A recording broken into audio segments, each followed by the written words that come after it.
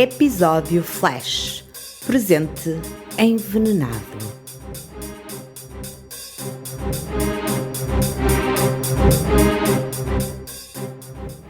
Um aviso aos ouvintes. O seguinte podcast apresenta conteúdo que pode não ser indicado para todas as pessoas.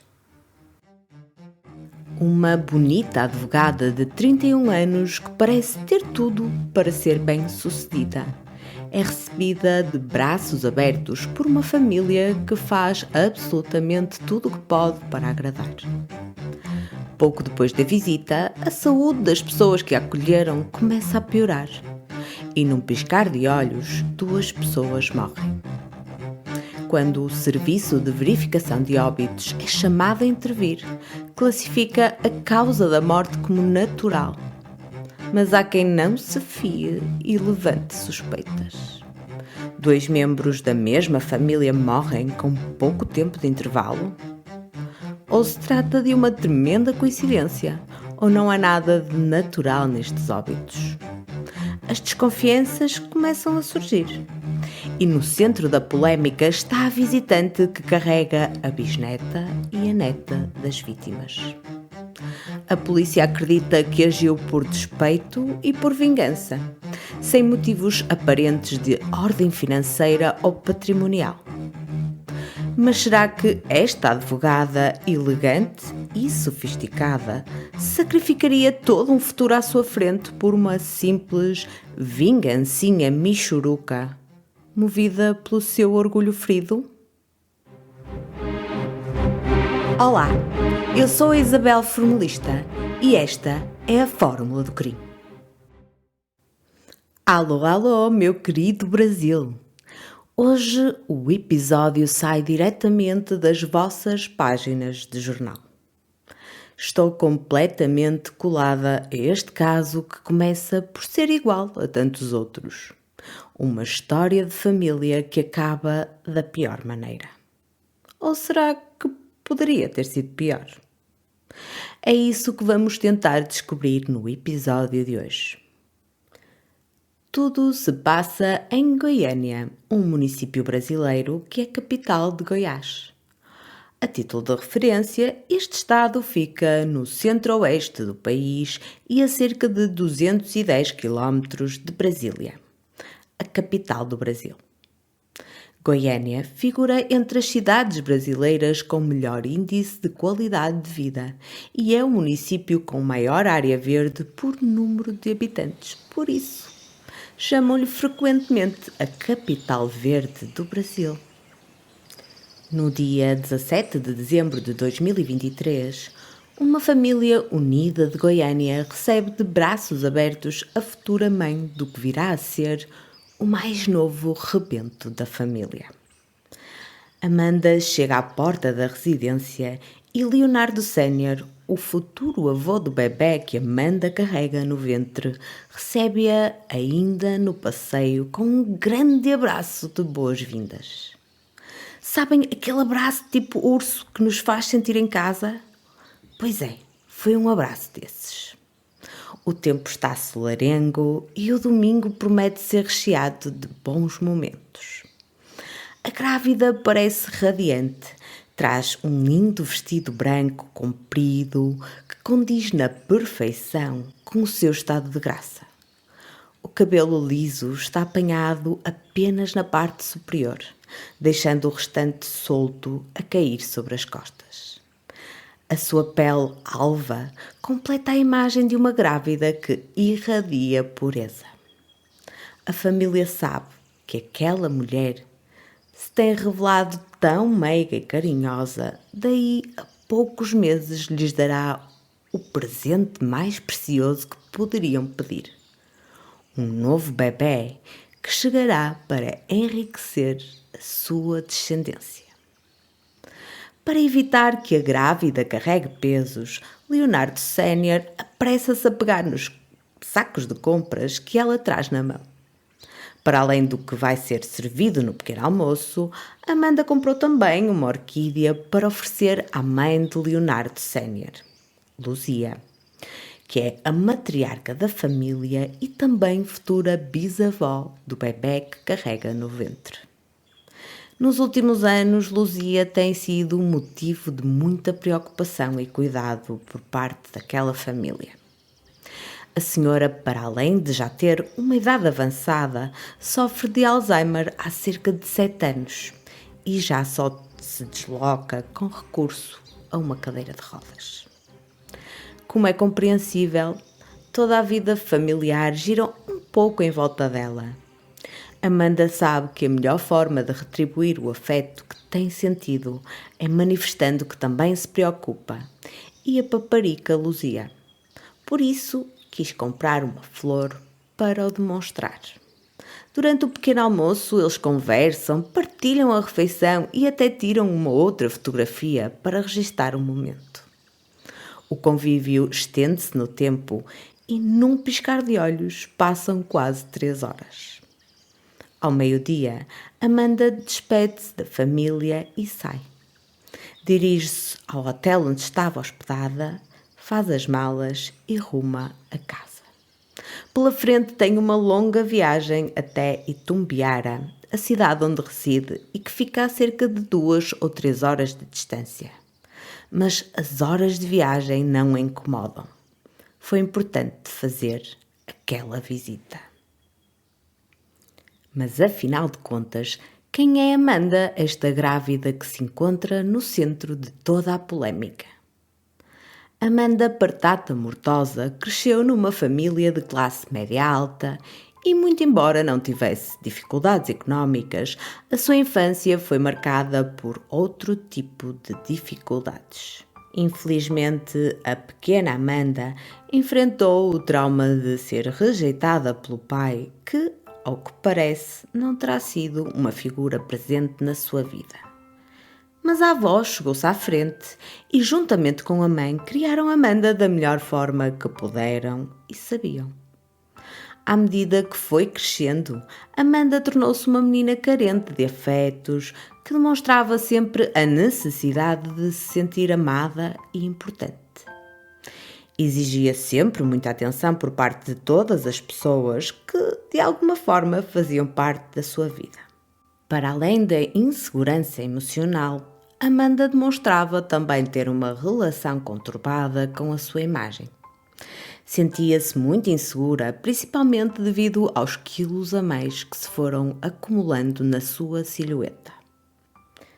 Nada disso ajudou a criar uma personalidade saudável e, acima de tudo, confiante. Mas Amanda lutava com as ferramentas que tinha e estava determinada a ultrapassar as suas dificuldades. A certa altura, submete-se a uma cirurgia bariátrica e muito rapidamente a sua figura obesa começou a fazer parte do passado. Mas sabem como é? Uma pessoa obesa nunca deixa realmente de o ser.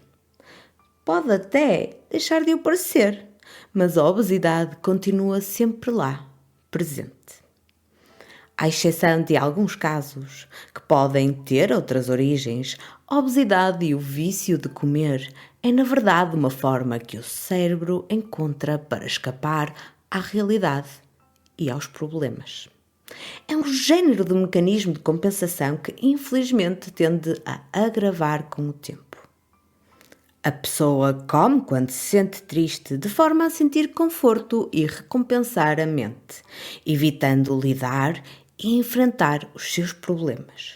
Quando estes sentimentos negativos não são resolvidos, o ciclo agrava-se e a pessoa vai comendo cada vez mais para compensar as dificuldades, que também elas se vão agravando. Para além disso, com a ingestão calórica mais significativa todos os dias, o peso sofre também um aumento proporcional, o que faz com que a pessoa aumente a ingestão de alimentos para não se sentir tão triste. E isso acaba por agravar ainda mais o problema. Eu tenho consciência que é um tema complexo e que pode até parecer contraproducente. E, para além disso, não sou especialista nas áreas da psicologia e da nutrição, mas se pararem para pensar, tem a sua lógica. No fundo, é um ciclo vicioso que se vai agravando mais e mais com o tempo. Por isso, Amanda pode ter deixado de se apresentar aos olhos dos outros como obesa, mas no fundo, a sua obesidade sempre pode ter sido um sintoma de algo bem mais complexo que não pode ser resolvido com qualquer tipo de cirurgia. O problema continuava ali, só não era imediatamente perceptível. Não sei se foi o caso de Amanda, mas frequentemente pessoas que passam por estas dificuldades e não procuram ajuda adequada para lidar com os seus traumas e inseguranças continuam a sentir a necessidade de comer. Contudo, têm consciência de que, se o fizerem, o seu peso vai voltar a aumentar. E isso é algo que querem evitar a todo custo. Por isso, nesta altura, tornam-se muitas vezes bulímicas, porque acham que é a única solução para poderem continuar a sentir a recompensa emocional sem aumentarem de peso.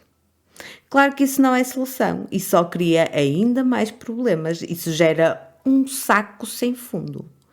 Mas isso seria matéria para todo um outro episódio. O que interessa perceber é que não é de todo solução. A solução passa por um acompanhamento profissional de uma equipa multidisciplinar especializada. Acima de tudo, o caminho para a melhoria começa com a admissão por parte do ou da doente de que tem um problema e a determinação em fazer tudo o que for necessário para abordar o problema que tem de forma séria. Dito isto, sou da opinião que Amanda continuou com exatamente os mesmos problemas relacionados com o trauma de abandono paternal e com a percepção distorcida que tinha no que toca ao seu aspecto. Construiu uma imagem pública onde se apresentava com uma aparência cuidada, agradável e fazia todos os possíveis por demonstrar ser extremamente meiga e carinhosa. Quanto ao seu percurso académico, tal como outros membros respeitados da sua família, Amanda optou por ser advogada. Tirou o curso numa instituição de ensino privada e passou no exame à Ordem dos Advogados brasileira. Pelo que se sabe, chegou a trabalhar na área da advocacia, mas eventualmente o seu interesse e foco mudou para uma área à qual Amanda deveria ter recorrido há muitos anos atrás para pedir ajuda. A área da psicologia. No seu perfil de Instagram, Amanda apresenta-se como psicóloga, terapeuta cognitivo-comportamental, advogada aposentada, leitora, viajante e mãe. Na sua maioria, as publicações que faz estão relacionadas com livros que aconselha a ler e alguns excertos de textos. Ao que parece, Amanda chega inclusivamente a trabalhar numa escola como assistente de psicologia. Frequenta congressos relacionados com a área, faz networking com outros médicos, com outros psicólogos e até recebe indicações de pacientes, o que lhe permitiu começar a construir a sua carteira de clientes nesta nova área de trabalho. Portanto, tudo parece bem encaminhado nesse aspecto da sua vida. Já no que toca às relações sentimentais, Amanda parece ter muita dificuldade em manter as relações amorosas que teve ao longo dos anos. Aos 31 anos, acumulava já bastantes relações falhadas. Bem, mas quem não as teve, não é? No caso de Amanda, esta instabilidade, aliada aos problemas emocionais por resolver, eventualmente não terão contribuído para a sua melhoria. Amanda fazia de tudo para fazer com que os seus relacionamentos perdurassem, mas nada, absolutamente nada, parecia resultar. Em junho de 2023, Amanda continuava sem conseguir ter sucesso no amor. Até que conhece Leonardo Júnior, um conceituado médico, diretor de um hospital com quem partilha amigos em comum. Amanda vê então uma nova oportunidade de conseguir ser feliz. O casal rapidamente desenvolve uma relação amorosa e começam a namorar pouco tempo depois. Amanda provavelmente está resolvida. É desta. É agora que tudo vai dar certo. Mas claro, todas as relações têm os seus senões. Os dois não moram na mesma cidade. Amanda mora em Itumbiara e Leonardo Júnior reside numa cidade no entorno do Distrito Federal. Por isso, os encontros físicos não têm a frequência ideal. Mas apesar de não conseguirem estar presencialmente juntos a miúde, Amanda faz-se presente sempre que pode e da forma como pode. Amanda quer fortalecer laços e sabe que a melhor forma de o fazer é conquistando a família do seu namorado. E é isso que faz. Conhece a família de Leonardo Júnior e conquista-os com a sua simpatia e meiguice. Passa algum tempo, diga-se passagem até muito pouco, e à medida que vai conhecendo melhor a namorada, Leonardo Júnior começa a perceber-se de que talvez esse não seja o relacionamento que quer para si. Tem notado traços na personalidade de Amanda que não lhe agradam. Começa a desconfiar que a namorada é possessiva e que pode muito bem até ser dissimulada. A 27 de julho de 2023, a relação já está desgastada. Os dois encontram-se e Leonardo começa a dar sinais de que esta relação, que nesta altura terá cerca de 1 mês e pouco, não demorará muito para acabar. Amanda fica devastada. A história não podia estar-se a repetir. Será que Leonardo já tinha tomado essa decisão na sua cabeça? Seria já um ponto assente para ele? Quando se encontraram pessoalmente a 10 de agosto de 2023, Leonardo segue o seu instinto e termina oficialmente a relação com Amanda. Por volta da mesma altura, Amanda informa Leonardo de que está grávida. A notícia cai como uma bomba em cima do médico que, entretanto, também ele já tinha as suas próprias preocupações. Se não, vamos cá ver. Os dois têm uma relação super recente que, em cerca de 1 mês e meio, já está em declínio. O Leonardo já não tem vontade de continuar o namoro e acha que o melhor é ficarem mesmo por ali. E nesse preciso momento, a futura ex-namorada revela que está à espera de um filho dele. Acredito que a notícia não podia ter vindo em pior altura. Para piorar, também por volta desse mesmo período, Leonardo começa a receber mensagens provenientes de vários números que não conhece e de perfis das redes sociais que parecem ser falsos.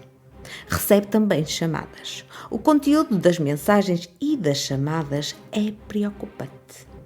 São ameaças de morte que o visam não só a ele como à sua família. Para piorar as coisas, Leonardo percebe-se de que quem quer que estivesse por trás dessas ameaças sabia muito da sua vida. Sabia até que tinha uma namorada, que estava grávida e também ela era mencionada. Por isso também a vida dela e por inerência do seu futuro filho poderia estar em risco. Leonardo encontrar-se-ia muito provavelmente atordoado com o turbilhão em que se tinha tornado a sua vida num espaço tão pequeno de tempo. De um momento para o outro, ia ter um filho com alguém com quem já não tinha vontade de se relacionar e agora todos os que o rodeavam tinham a sua vida em risco. A pressão é muita, mas Leonardo continua com a convicção de que a relação com Amanda não tem futuro. Amanda fica arrasada, mas no momento em que é confrontada com a decisão, já não há muito que possa fazer. Os dois separam-se, mas agem com cordialidade e respeito mútuo. Nos dias e semanas seguintes, Amanda mantém-se em contacto diário com Leonardo Júnior. Talvez pensasse que ainda estava a tempo de reatar. Entretanto, envia um teste de gravidez positivo e mais tarde uma ecografia, para que Leonardo Júnior fique ciente das suas responsabilidades. Entretanto, as famílias de ambos são informadas que vem aí um novo membro da família. Há até um chá revelação, onde se juntam todos, amigos e famílias, com muita pompa e circunstância para festejarem a boa nova e a revelação do sexo do bebê. Finalmente, todos sabem que vem aí uma menina. O evento fica devidamente registado através de vídeos e de fotografias. Está um dia cheio de luz, todos parecem muito felizes e celebram a menina que em breve fará parte das suas vidas. Os futuros papás, que já não são um casal, dão um grande abraço e mostram-se muitíssimo felizes. Afinal, não estão juntos, mas um bebê é sempre uma ótima notícia. O fim da relação parece estar superado. Todas as atenções viram-se agora para a menina que cresce no ventre de Amanda. Mas Leonardo nunca conseguiu aliar-se totalmente das mensagens e chamadas que recebia. Compreensivelmente, ninguém o pode recriminar. Ele não contou a ninguém, nem tomou nenhuma decisão mais definitiva porque não queria preocupar. Afinal de contas, já bastava ele ter essa nuvem sobre a sua cabeça. Não havia razão para ter de comunicar isso às outras pessoas. A única coisa que fez foi bloquear os números de telemóvel de onde surgiam essas ameaças. Mas os diferentes números multiplicavam-se exponencialmente e as ameaças pareciam não cessar. À medida que o tempo foi passando, a preocupação de Leonardo Júnior foi crescendo. Não havia sinais de abrandamento e o autor dava-se a muito trabalho para conseguir os seus objetivos. Será que o risco era mesmo real? Talvez fosse o momento de tomar uma atitude mais drástica. Leonardo Júnior decidiu finalmente agir quando recebeu uma chamada que o acusava de ter praticado um crime sexual contra uma funcionária do hospital onde era diretor. Nesse momento, Leonardo achou que todos os limites tinham sido ultrapassados. Sabendo muito bem que nunca tinha cometido tal crime, decidiu enfrentar o problema. Procurou os outros diretores do hospital e explicou o que se estava a passar, de forma a que conseguisse provar a sua inocência. Leonardo não podia deixar passar mais esta em branco. Está em risco a sua vida, a sua carreira e o seu caráter. Logo depois, procura a polícia e denuncia as ameaças que tem vindo a receber. Por isso, imaginem a reviravolta e o inferno em que se tornou a vida deste pacato médico nos meros meses. Deve ter sido extremamente difícil lidar com tudo o que se estava a acontecer. Por um lado, não queria alertar ninguém para não preocupar as outras pessoas sem necessidade. Mas, por outro lado, não podia deixar que o torturassem psicologicamente daquela forma. E o mais importante, não tinha como saber se o autor das chamadas estava decidido a concretizá-las. Apesar de ter falado com o hospital e de ter feito a denúncia na polícia, Leonardo Júnior decidiu que não iria contar o que se estava a passar à família e fez o mesmo em relação à futura mãe da sua filha. Afinal de contas, Amanda estava grávida. Tinha sido ele a acabar a relação e uma notícia destas podia afetá-la ainda mais a nível psicológico. Em breve, possivelmente a polícia conseguiria descobrir quem estava por trás das ameaças e aí podia agir de acordo com a situação. Entretanto, Amanda continua a visitar a família de Leonardo sempre que vai até Goiânia. É recebida de braços abertos, todos a tratam muito bem e ela faz o mesmo. O assunto que domina os encontros é, como não podia deixar de ser, a filha. Mostra-se feliz, pede que passem a mão na barriga e que falem com a bebê. Tudo parece estar bem. Para todos os efeitos, Amanda parece uma futura mamã realizada, meiga, educada e até carinhosa. Talvez um pouco carente, é certo, mas nada que não seja perfeitamente justificado com as flutuações hormonais próprias da gravidez ou com os sintomas que, entretanto, vão aparecendo. Além disso, é o seu primeiro rebento. As inseguranças e os medos fazem parte do processo.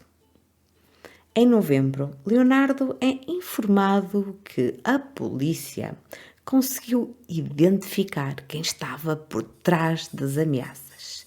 Finalmente, deve ter sido um alívio. O Departamento de Crimes Cibernéticos tinha trabalhado incansavelmente para descobrir a sua identidade. Os especialistas usaram todo o seu conhecimento e ordens judiciais para chegarem até à pessoa. Mas agora não restava qualquer dúvida. Leonardo Júnior, um médico diretor de um hospital, andava a ser ameaçado há meses por nada mais, nada menos que a própria futura mãe da sua filha, Amanda Batata Mortosa. Leonardo de certeza que deve ter ficado em choque. Como é que Amanda tinha sido capaz de tamanha crueldade? Ela estava à espera de uma filha sua. Como é que teve coragem de lhe provocar tamanho sofrimento ao ponto de ter de se expor em frente aos seus colegas do hospital e da polícia? Era inacreditável. Mas pelo menos agora Leonardo sabia quem se escondia por trás do ecrã. Se por um lado deve ter ficado muitíssimo preocupado com o tipo de pessoa que iria ser para sempre mãe da sua filha, por outro também deve ter achado que se tratava apenas de ameaças vãs de uma mulher que ficou com o orgulho ferido depois de ter sido largada. Um comportamento para todos os efeitos mesquinho e até criminoso. Mas Amanda continuava a estar grávida da sua filha e neste momento ele já tinha envolvido a polícia. Provavelmente Leonardo apercebeu-se que o risco das ameaças não era de todo real. Mas de qualquer das maneiras, tinha consciência que se tratava de um comportamento grave e ia ter de confrontar a Amanda cara a cara, pessoalmente, olho no olho, e não ia nem podia fazê-lo por telefone. Marcou então um encontro presencial com a grávida para o início do ano. Nessa altura iria revelar-lhe que sabia quem ela era e que sabia que ela estava por trás de tudo. Até lá, teria tempo para organizar as suas ideias e descobrir a melhor forma de resolver a situação. A única coisa que Leonardo pediu a Amanda foi que deixasse de visitar a sua família em Goiânia. Possivelmente pode ter justificado esse pedido, por exemplo, com o facto de já não estarem juntos, ou pode ter dado uma outra qualquer justificação que se adequasse. O certo é que Leonardo não lhe conta o que a polícia descobriu, nem avisa a sua própria família. Possivelmente sabe que esperam com ansiedade a menina que aí vem e não os quer alienar ou privar dos momentos importantes da vida da sua filha. Conforme eu já aqui referi, Amanda contraria a vontade e o pedido do pai da sua filha e no dia 17 de dezembro de 2023 faz a famosa visita à família do ex-namorado. Tudo corre bem, fica cerca de 3 horas, sai ao meio-dia e passa pelo hotel para ir buscar as malas e iniciar a viagem longa até casa. Entretanto, recebe uma mensagem de voz de Leonardo Sénior. Amanda, deixa eu te passar essa informação. Olha, desde que você saiu, eu tô vomitando, diarreia, e assim, tô achando que eu vou agora pro médico tomar soro. E minha mãe começou também a vomitar e diarreia. E eu falei com o Leozinho, ele falou que é bom ir pro pro hospital tomar um soro. Eu tô achando que é aqueles doces que nós comemos. E minha mãe foi só aquilo que ela comeu, né? O mingau e aquilo lá. E eu comi o negócio, comi o doce. Meu pai não comeu nada, tá zerado. Mas você comeu. Então, cuidado que você pode passar mal também, viu? Pode passar mal. Leonardo tinha começado a sentir-se mal pouco depois de Amanda ter abandonado a residência e encontrava-se extremamente preocupado com a saúde da grávida. Já depois de ter regressado à luxuosa moradia onde residia em Itumbiara, Amanda é informada que a saúde dos dois piora de forma galopante às 22h34. Já muito tarde, por volta da meia-noite, pega no carro da família e resolve voltar para Goiânia. Segundo a própria diz mais tarde, ficou assustada porque também ela tinha comido os mesmos alimentos e começava-se a sentir indisposta. Decidiu então rumar a Goiânia para procurar ajuda médica. No dia seguinte, dia 18 de dezembro de 2023 e segunda-feira, logo no início da manhã, a Polícia Civil de Goiânia recebe a trágica notícia que um dos seus tinha falecido de forma repentina. Leonardo Pereira Alves, mais conhecido por Leozão, antigo funcionário na Delegacia de Furtos e Roubos de Veículos Automotores. No dia anterior, tanto Leonardo Sénior, que tinha 61 anos de idade, como a sua mãe idosa Luzia Teresa Alves, que tinha 86 anos de idade, foram acometidos por uma má disposição súbita que lhes provocou fortes sintomas gastrointestinais pouco depois de terem ingerido o pequeno almoço no dia do domingo de manhã. A doença tinha evoluído de forma galopante e os dois foram transportados com urgência para o Hospital de Santa Bárbara. Leonardo faleceu primeiro, ainda no domingo, dia 17, e Luzia faleceu poucas horas depois, na madrugada do dia seguinte, portanto do dia 18, que era uma segunda-feira. Todos estavam em choque. No Brasil, quando há uma morte natural, quem declara o óbito é o SVO, que é o Serviço de Verificação de Óbitos, enquanto que, se tratar de uma morte violenta ou suspeita, essa tarefa é da responsabilidade do IML, o Instituto de Medicina Legal. Neste caso, o SVO avaliou a situação e considerou que a morte das duas vítimas tinha tido causa natural. E a suspeita era até de que se tratava de uma alegada intoxicação alimentar. Contudo, como é natural, os colegas consternados quiseram compreender o que se tinha passado. Quando tomaram conhecimento que dois membros da mesma família se tinham começado a sentir mal quase logo após o pequeno almoço, com violentas cólicas abdominais, vômitos e diarreias, que os sintomas eram de tal forma violentos que motivaram uma ida imediata para o hospital, resultando horas depois na sua morte, a sua experiência fê-los olhar com estranheza para a causa da morte. Consideravam que não encaixava na típica intoxicação alimentar, mas desconfiavam, isso sim, que se tratava de um caso de envenenamento.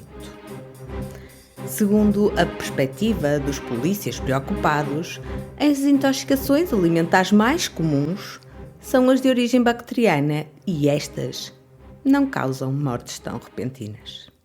Essa suspeita inicial chamou a atenção da unidade de homicídios que decidiu investigar a situação. Sendo assim, o IML foi chamado a realizar a autópsia das vítimas.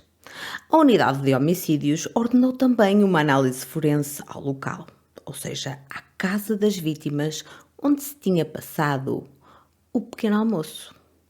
Logo no dia seguinte à infame refeição, as duas vítimas já tinham falecido e a polícia já tinha enviado os peritos forenses à residência de Leonardo Sénior e de Luzia, quando do nada, por sua própria vontade, aparece Amanda. e ela observa de perto a atuação das autoridades. Durante a conversa que tem com os polícias e técnicos que estão no local, informa que participou no pequeno almoço do dia anterior. Há até um vídeo de Amanda nesse mesmo dia em que está a ser feita a perícia, com um vestido azul, junto à mesa onde tinham consumido a refeição. Quero deixar aqui uma chamada de atenção. Isto é algo que nunca se deve permitir. Muito menos deve ser permitido pelos polícias ou peritos que investigam um local do crime, e ainda menos quando se trata de alguém que não está acima de qualquer suspeita. Logo, neste aspecto, tenho de dizer que a polícia e os peritos erraram. Nesse mesmo vídeo que referi antes, conseguimos ainda verificar que a mesa ainda nem sequer tinha sido totalmente levantada. Imagino a urgência médica. Uma vez que Amanda tinha estado presente no dia em que se deu a tragédia, a polícia decidiu entrevistá-la na condição de testemunha. Foi então conduzida à delegacia para primeiro interrogatório. Nessa altura perguntaram-lhe o motivo da sua presença no pequeno almoço do dia anterior. Amanda respondeu que tinha namorado com Leonardo, filho e neto das vítimas, e que desse relacionamento resultou uma gravidez. Informou que, apesar de já não formarem um casal, a família tinha recebido sempre bem e acarinhado por estar a gerar um herdeiro no seu ventre. Disse ainda que os tinha ido visitar e que tinha sido ela a comprar a refeição que tinha sido servida. Acrescentou que também tinha consumido e que não se estava a sentir muito bem. Durante toda a entrevista, Amanda teve de fazer várias pausas, aproximadamente 15, para ir à casa de banho. Dizia que se sentia agoniada e que havia vomitado por várias vezes. A certa altura, no momento em que Amanda dava sinais de uma nova onda de agonia, o delegado estende-lhe o balde de lixo e diz-lhe que pode ficar à vontade e vomitar ali mesmo. Amanda projeta a cabeça no balde e solta um ruído. Quando o delegado verifica o conteúdo, fica confuso. Não consegue ver vômito, apenas uma pequena poça de saliva. Mas a testemunha disse que se sente bem mais aliviada e a entrevista prosseguiu. Como é natural, a polícia quis reconstruir os passos de Amanda, desde a altura em que viajou até Goiânia até ao momento da entrevista. A testemunha disse-lhe que no dia 17 tinha ido de Uber até à casa da família. Aproveitando a deixa, o delegado pediu para ver a aplicação de transporte, de forma a saber a hora exata em que chegou à dita residência. Amanda anuiu e mostrou a aplicação com o telemóvel na sua mão. O delegado pede-lhe então que lhe empreste o telemóvel para que ele pudesse ver todas as viagens. Um pedido, diria que normal, não havia nada de estranho nisso.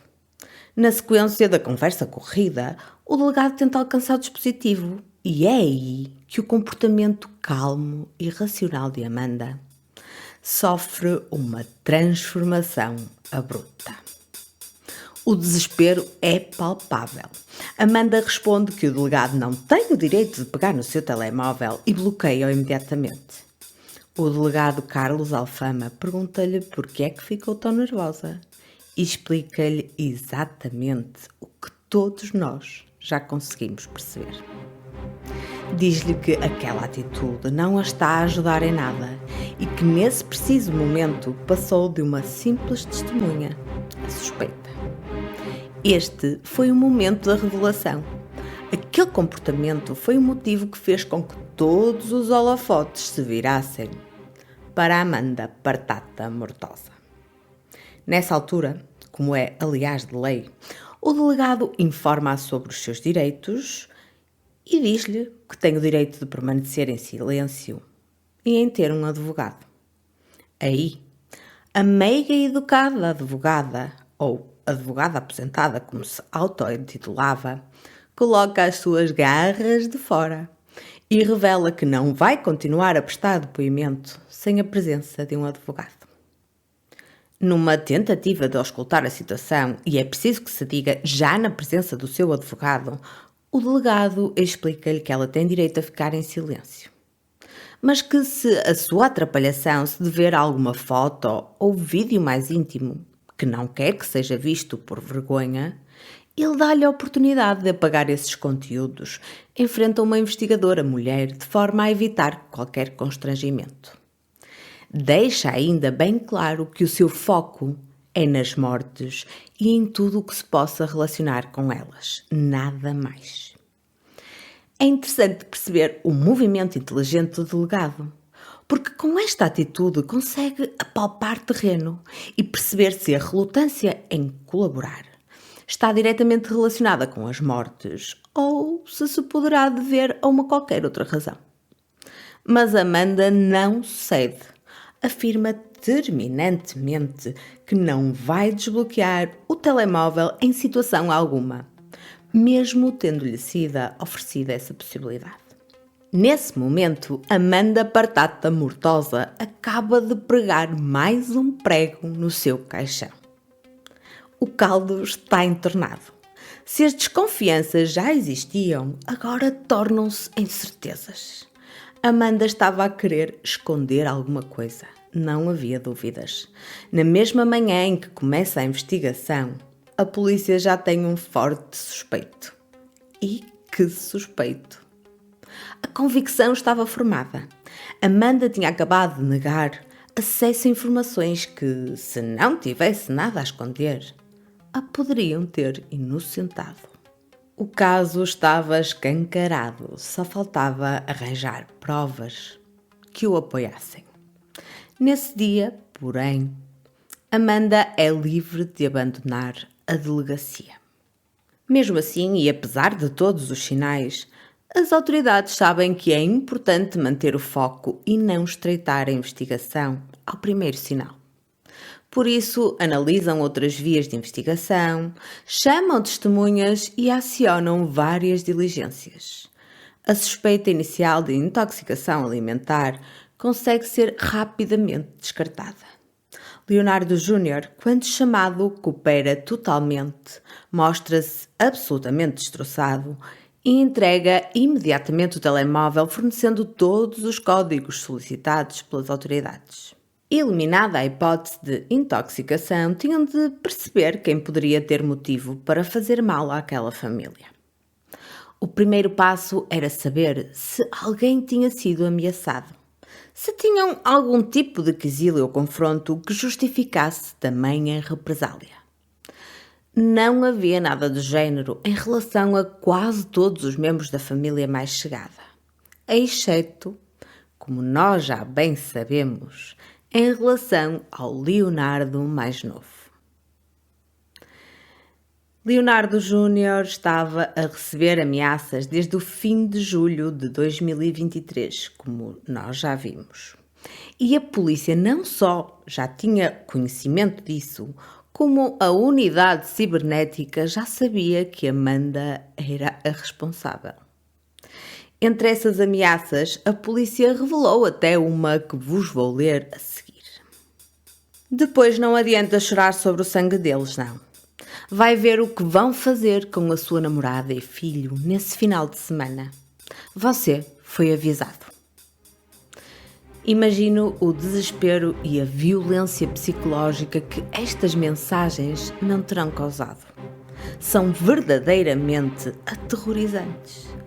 Eu não sei se teria esperado tanto tempo para as denunciar, mas reparem.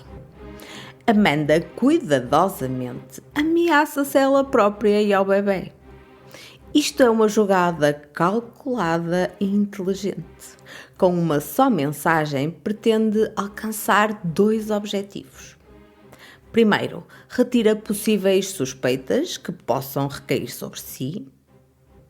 Porque se na mensagem ameaçam a vida da Amanda e do filho, é lógico achar que não pode ter sido ela a enviá-la. E depois tem o poder de gerar um sentimento protetor e de empatia em Leonardo Júnior. E claro, provoca-lhe também um sentimento de culpa atroz ao Leonardo Júnior, claro, porque Amanda não tem sentimentos de culpa. Isto porquê? Porque se algo lhes acontece, à Amanda e ao filho, ele era o, vamos lhe chamar assim, entre aspas, responsável. É interessante perceber que a polícia ficou a saber que Amanda estava por trás das ameaças depois de ter enviado intimações à empresa Meta, que gera o Facebook e o Instagram. Por isso, este tipo de investigação não está ao alcance de qualquer simples mortal. Mas, para além disso, são passos que demoram muito tempo até que sejam conhecidos quaisquer resultados. Mas o que interessa é que eles conseguiram chegar a uma conclusão. Não foi imediato, demorou o seu tempo, mas chegaram lá. Amanda era a responsável e, felizmente, não sei bem se felizmente, se infelizmente, mas pronto, neste caso, esse facto já estava comprovado. Amanda cometeu o erro de ter como e-mail de recuperação dos perfis que ameaçavam Leonardo, os perfis falsos, um e-mail que foi encontrado no seu próprio telemóvel. No que diz respeito à centena de números de telemóvel, os peritos da polícia conseguiram descobrir o software que era utilizado para o gerar. Muito rapidamente vou tentar explicar. Esse software é até muitas vezes usado pelas empresas de telemarketing. E em que é que ele consiste? Geralmente, as chamadas são sempre feitas a partir de um só número, mas para que o receptor não consiga identificar quem liga antes de atender, utilizam um software que gera números aleatórios sempre diferentes. Dessa forma, quem atende não sabe quem é que liga ou então nem consegue adivinhar, hipoteticamente, a razão que os leva a ligar. É uma jogada inteligente, não é? Mas felizmente também já não é totalmente desconhecida. Tendo isso em mente, o Leonardo Júnior podia continuar eternamente a bloquear números que não ia chegar a lado nenhum. Eles continuariam a aparecer. Assim que as autoridades desvendaram o programa utilizado, conseguiram verificar que a fonte de cada uma das múltiplas chamadas era só um número e que este estava registado no nome do irmão de Amanda. Só que o e-mail de recuperação definido no software era o e-mail da própria Amanda. Amanda, parece que você meteu a pata na poça mais uma vez. Acreditem no que vos digo. Há sempre pelo menos uma migalha que fica para trás. Às vezes pode ser difícil vê-la, mas ela existe. Já sabemos que o panorama não se adivinha risonho para o lado de Amanda e que já cometeu muitíssimos comportamentos condenáveis e até criminosos. Sabemos também que teve várias oportunidades de parar, de desistir de levar a sua avante e que não o fez. Conhecemos um bocadinho do seu passado, o que nos deixou levantar uma pequena parte do véu e espreitar para o que tinha sido a sua vida até então. Não sabemos de tudo, como é óbvio, e como qualquer mortal conseguimos apenas tentar perceber o que possa eventualmente ter passado na sua cabeça. Mas de momento são sempre suposições. Até que ponto é que o trauma da rejeição paternal moldou a pequena Amanda? Terá começado a comer para compensar a perda ou a origem da sua obesidade terá sido outra?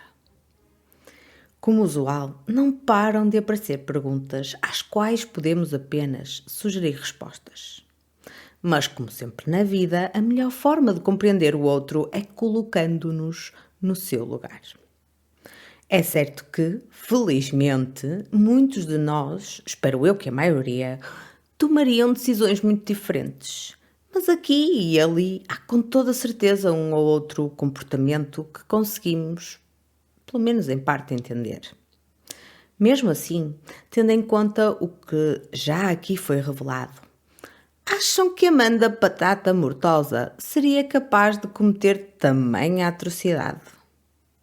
Seria ela capaz de envenenar propositadamente uma pessoa que sempre a tratou maravilhosamente bem, que sempre a estimou, acarinhou e recebeu na sua casa?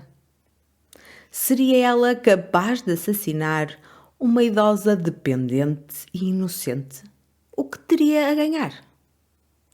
Estaria Amanda doente? Ou seria tão só e apenas má? Infeliz ou felizmente, ainda vão surgir muitas informações que nos podem ajudar a clarificar alguns pontos. Depois do primeiro interrogatório e de ter descartado outras vias de investigação, a polícia consegue rapidamente refazer os passos de Amanda desde que chega de Itumbiara no dia 14, quinta-feira. Nesse mesmo dia, ela registra-se num hotel e é filmada nas câmaras de videovigilância.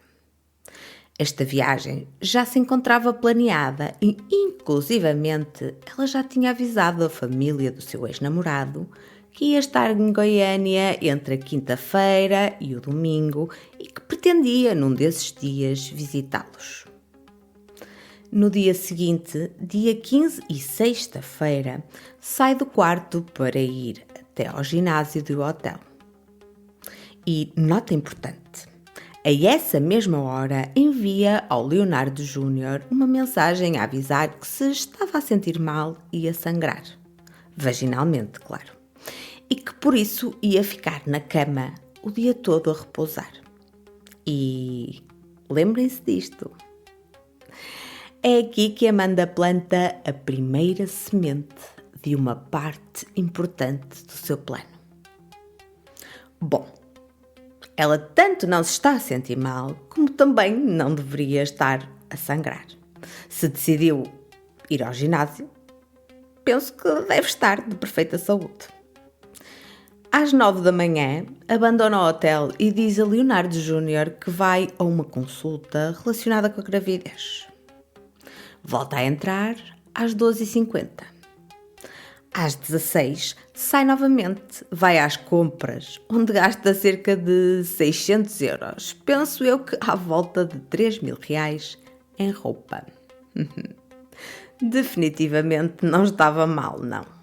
E também não estaria preocupada com o feto. Uma hora mais tarde, ela está de volta e permanece no hotel até o dia seguinte, sábado.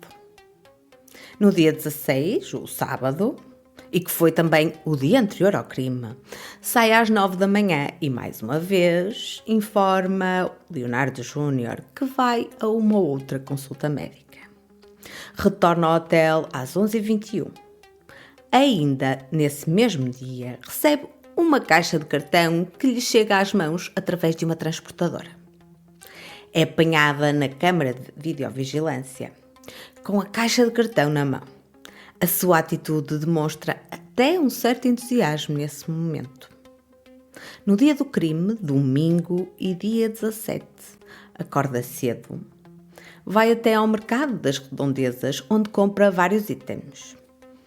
Pão de queijo, sumo, bolo no pote, que para quem não sabe eu não sabia, mas é um tipo de sobremesa em dose individual e até compra uma planta, uma orquídea. Nessa loja é também apanhada pelas câmaras de videovigilância. Está vestida com um top curto e uns calções de ganga ou então uma saia curta de ganga. Não consegui perceber pelas filmagens. Em vez de ela ir direta para a visita, que entretanto já tinha sido combinada para esse dia, Amanda volta ao hotel e troca de roupa, mudando aquela roupa que tinha usado para ir ao mercado por um vestido rodado e comprido. E foi aí que ficou com aquele aspecto angelical e cuidado que já tinha referido no início do episódio.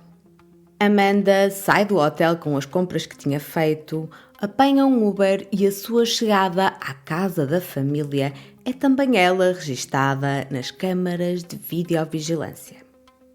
Esta gravação é particularmente marcante porque nos apercebemos da hospitalidade, gentileza, amabilidade e alegria com que é recebida por um grande abraço. Nesse momento, ainda há uma hipótese. Ainda há tempo para desistir. Ainda há uma chance de reconsiderar. Por que é que ia fazer também a crueldade a pessoas que só lhe queriam bem e que sempre a estimaram? Podia desistir e inventar uma qualquer desculpa e evitar uma catástrofe. Porque se pensarmos bem, se eu fizesse, quase de certeza que ninguém ia descobrir quais eram as suas reais intenções. Amanda podia ter premeditado tudo ao ínfimo pormenor, mas teve uma montanha de oportunidades para mudar de ideias. Não foi um ato reacionário do momento, não foi um ímpeto impensado, não foi uma loucura momentânea. Na quarta-feira, dia 20, a polícia decide que está na hora de prender Amanda. Mas possivelmente ela já desconfiava que esse seria o próximo passo da polícia. E, entretanto, inteligentemente, deu entrada numa clínica psiquiátrica em Aparecida de Goiânia nesse mesmo dia, por supostamente ter tentado suicídio, de acordo com informações da polícia, com acetona e medicamentos. Não percebi a mistura, mas está bem. A polícia localizou-a na clínica e deteve-a, por isso esse seu esforço foi em vão. Suspeita até que poderia querer utilizar esse subterfúgio para escapar à justiça, e vamos ver se isso não vai acontecer, com uma alegada insanidade, sei eu lá. O que interessa é que a polícia localizou-a na clínica e deteve-a. No trajeto entre o carro e a delegacia foi filmada pelas câmaras da comunicação social que se encontravam no local para a cobertura do caso. Trazia o cabelo projetado para a frente numa tentativa de esconder o rosto, vestia uma espécie de t-shirt preta muito comprida e larga que provavelmente estava a ser utilizada na clínica como camisa de dormir e estava algemada atrás das costas. Foi acompanhada pelo delegado, o encarregue do caso, o Dr. Carlos Alfama. Durante o percurso, numa voz débil e fraca, disse que não tinha feito nada e negou que tenha sido responsável pelos factos que a polícia imputava. Acrescentou ainda que amava muito a família afetada. E quando uma repórter lhe perguntou se ela estava grávida, balançou a cabeça em jeito de confirmação. Depois da sua detenção, a polícia deu uma conferência de imprensa onde revelou os dados que já tinham conseguido descobrir até então. Mas admitiu que havia ainda factos e circunstâncias que tinham de ser esclarecidos e provados. Afinal de contas, eu acho que nesta altura eles tinham só 2 ou 2 dias e meio ou 3 de investigação. Por isso já muito tinham eles. Contudo, deixou também muito bem claro que Amanda era a responsável pelas mortes. Não havia dúvidas. Deixa que vos diga que foi uma ótima conferência de imprensa, com uma transparência total, inacreditável, de fazer inveja a muitos países que se dizem super desenvolvidos neste campo. As autoridades foram transparentes e cristalinas, sem subterfúgios. Os meus parabéns. Há ainda que salientar a rapidez supersónica com que desvendaram o caso do envenenamento. Depois desta conferência de imprensa, que foi amplamente noticiada, a polícia foi contactada pelo motorista que tinha entregado a encomenda à suspeita no sábado, ou seja, no dia anterior ao crime. O cidadão preocupado forneceu informações fundamentais. Ele tinha visto as notícias e manifestou que estava assustado, porque havia uma transferência bancária para si proveniente da Amanda, que tinha sido feita exatamente para pagar o transporte de uma encomenda entre Itumbiara e o hotel em Goiânia. Acrescentou que a empresa para onde trabalhava só aceitava fazer o transporte de encomendas com fatura e que a embalagem em questão tinha vindo de uma empresa que vendia produtos químicos e farmacêuticos. Com esse conhecimento, a polícia pediu o levantamento do segredo fiscal da suspeita. Conseguiram chegar à fatura e logo ao nome do produto que tinha sido comprado através da internet no dia 8 de dezembro. Com a substância identificada, o trabalho da toxicologia foi facilitado, uma vez que sabiam qual era a substância que procuravam nas amostras dos alimentos. Os exames confirmaram a presença do produto que provocou o envenenamento e que foi o mesmo que Amanda recebeu das mãos do motorista no dia anterior ao crime. Inicialmente, a toxicologia tinha começado por testar 300 tipos de pesticidas diferentes e o resultado tinha sido negativo para todos eles. Mas sabendo que tipo de produto tinha sido comprado, teve o trabalho facilitado. A mesma substância foi detectada tanto nos doces do pote como na matriz biológica extraída das vítimas. Não havia dúvidas. Amanda era realmente culpada. Ela tinha sido a única pessoa que tinha manuseado os alimentos.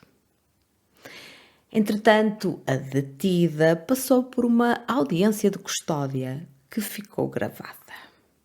Tenta demonstrar um aspecto frágil, fraco, inocente, debilitado. Afirma que tentou o suicídio e que não foi a sua primeira tentativa. Dá a entender que o fez porque sentia que a sua vida estava terminada. Pois estava mesmo. E a culpa era de quem? Senhora Amanda? Nega a autoria dos crimes e alega ter sido agredida e insultada pela polícia. Penso que ela alega que isso aconteceu no momento da sua detenção. Sabe que este pode ser o seu trunfo para poder obter a nulidade da prisão. Mas a sua pretensão, mais uma vez, caiu em saco roto. A prisão de Amanda passa de temporária a preventiva. O seu pedido de habeas corpus também foi negado. Por enquanto, e salvo decisão em contrário, Amanda continuará presa.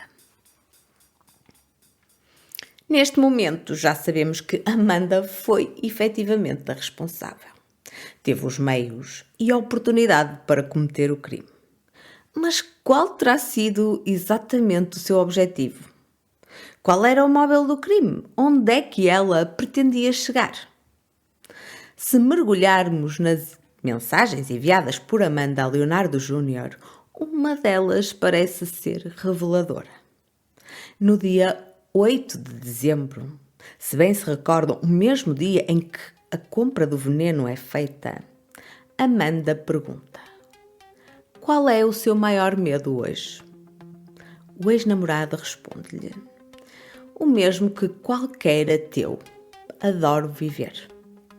Amanda continua a conversa. Morrer? Você tem mais medo de morrer do que de perder, no sentido de morrer, quem você ama? E depois segue divergindo o assunto. Vocês conseguem perceber que Amanda acreditava piamente que a melhor forma de atingir o ex era eliminando permanentemente as pessoas que lhe eram mais queridas da sua vida? Esse era o seu objetivo final. Mas o que pretendia com isto? Magoar de forma permanente o ex ou aniquilar a concorrência? Isto é, as pessoas com quem tinha de competir pela atenção de Leonardo Júnior e ao mesmo tempo também passar pela boazinha, pela âncora de apoio que ia estar presente e acarinhá-lo naquele momento tão traumático. O que ela pretendia exatamente, infelizmente também ainda não sabemos. O que sabemos, porém, é que Leonardo, entretanto, já depois dos crimes e à medida que ia sabendo mais sobre a investigação, principalmente depois da detenção de Amanda, começou a questionar a veracidade da gravidez e comunicou essa preocupação à polícia, tendo partilhado ainda os exames e as análises que Amanda lhe teria enviado como prova de que estava grávida. Reunindo informação de várias formas e de várias fontes, chegou-se à conclusão que Amanda não só não estava grávida, como nunca esteve grávida. Pelo menos no período compreendido entre julho e o momento da detenção.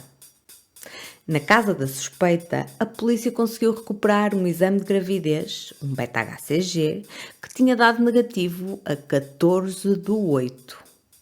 E também teve acesso a um outro exame de beta-HCG realizado no dia 19 de dezembro de 2023, já depois dos crimes, e que deu negativo. E muita atenção, porque estes valores não desaparecem assim de um dia para o outro em caso de aborto.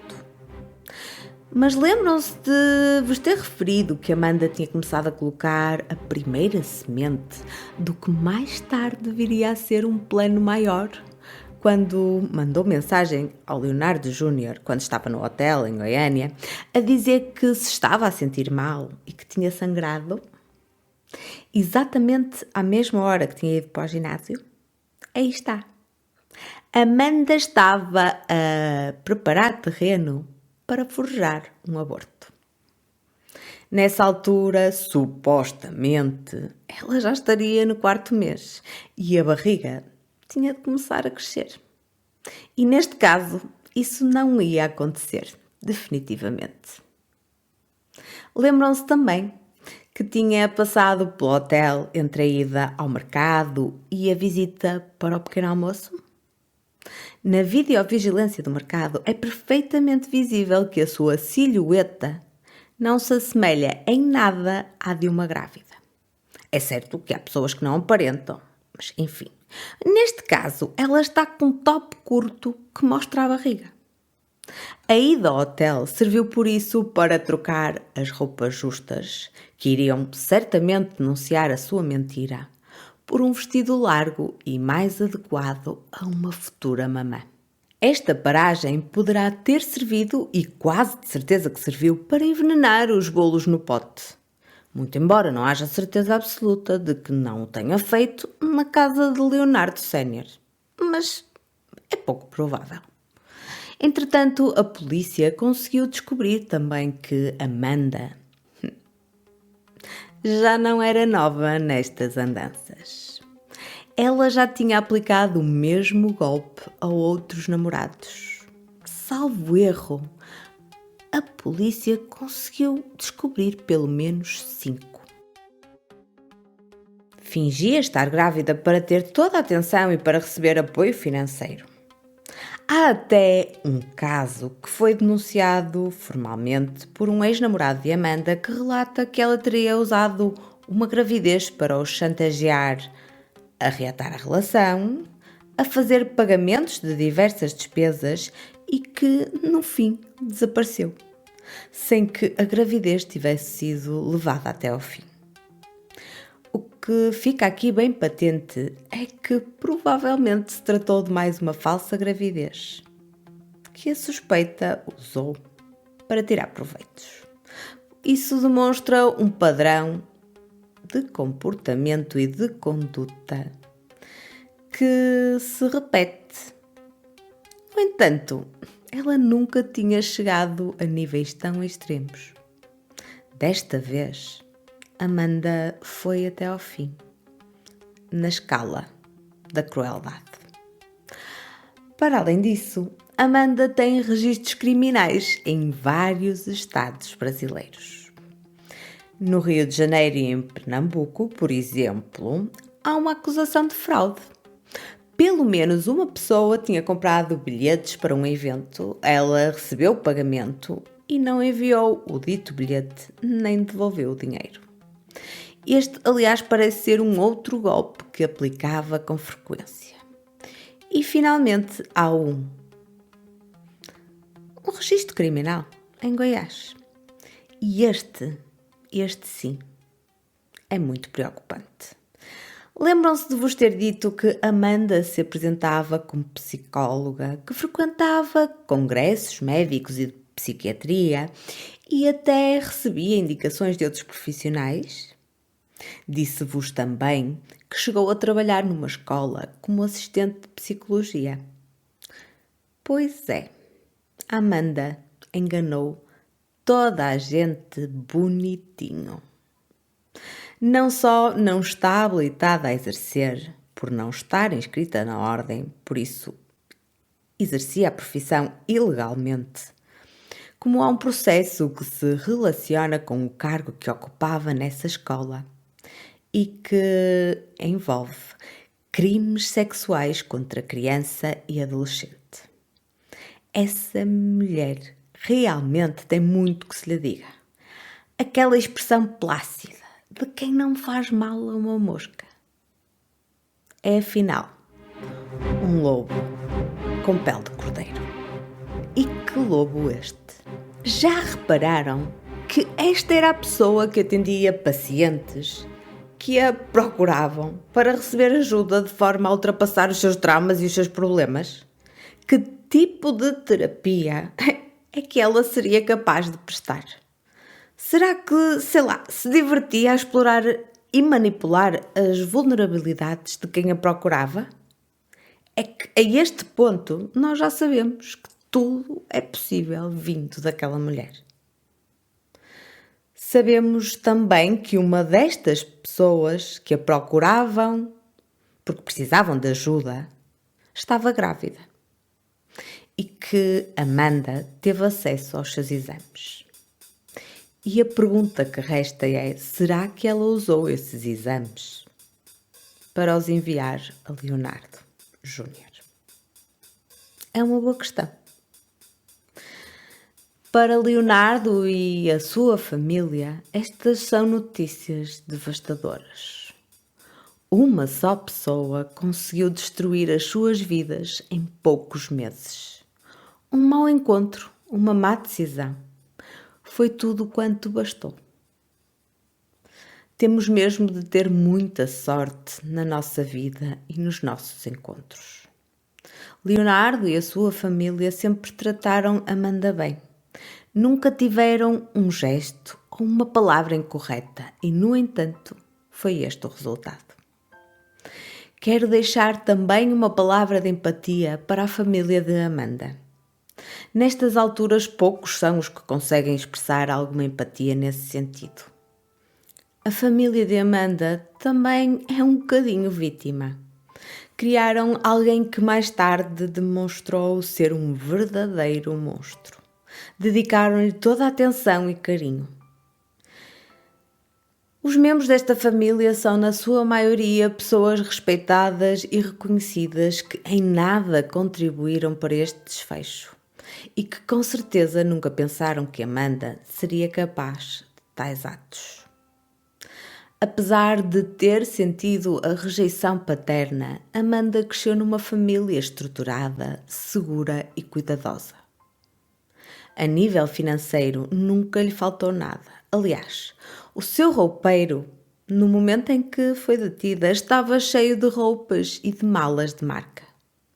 Assim como de roupas de bebê que ela guardava e que provavelmente eram oferecidas ou utilizadas quando aplicava o ardil da barriga.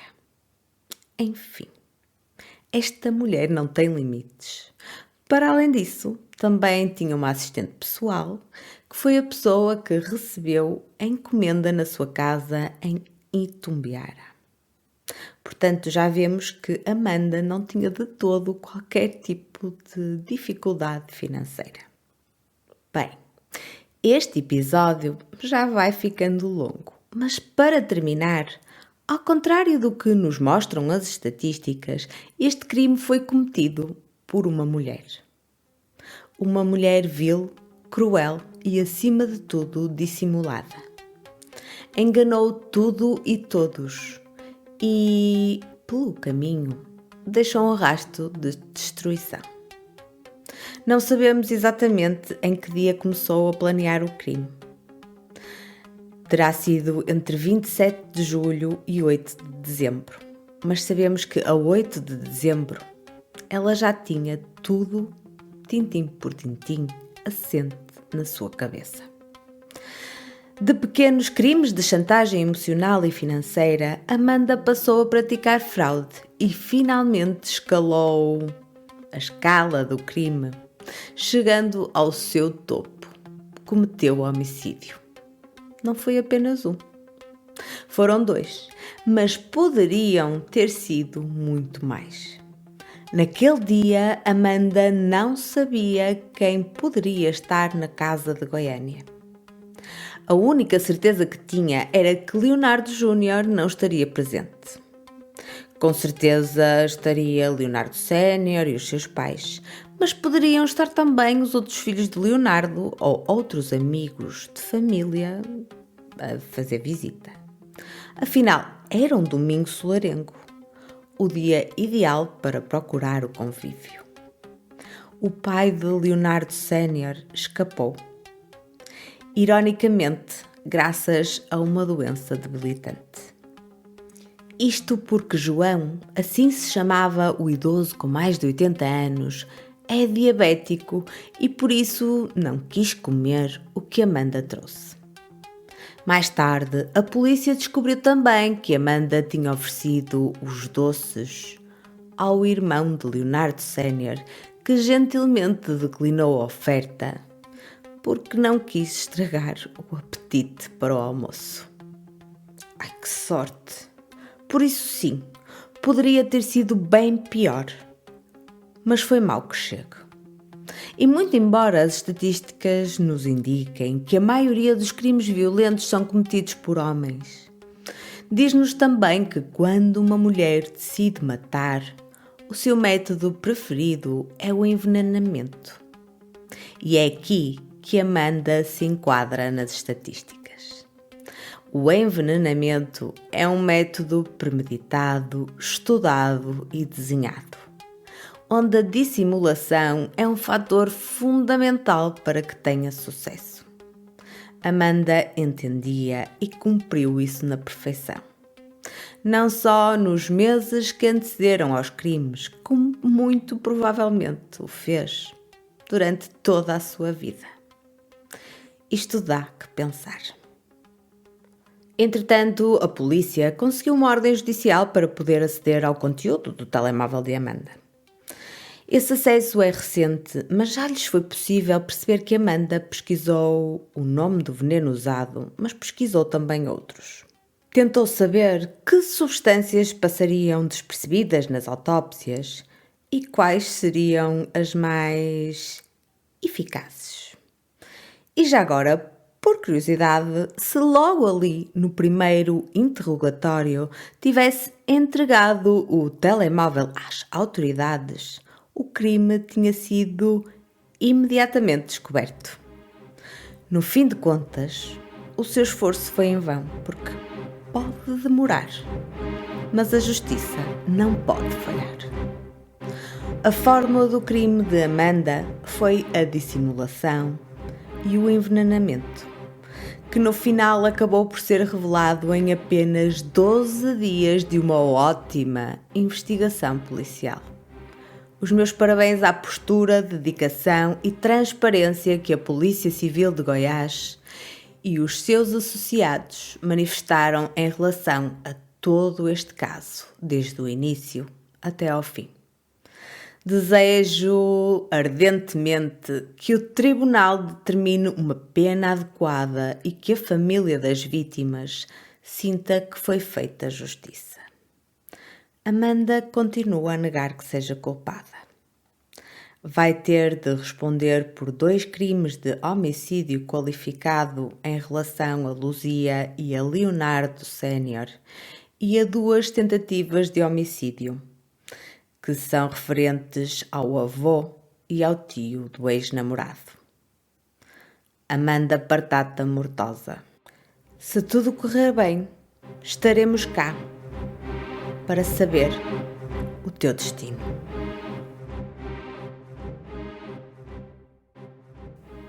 Se gostaste deste episódio, temos muitos outros à tua espera, por isso subscreve o nosso podcast.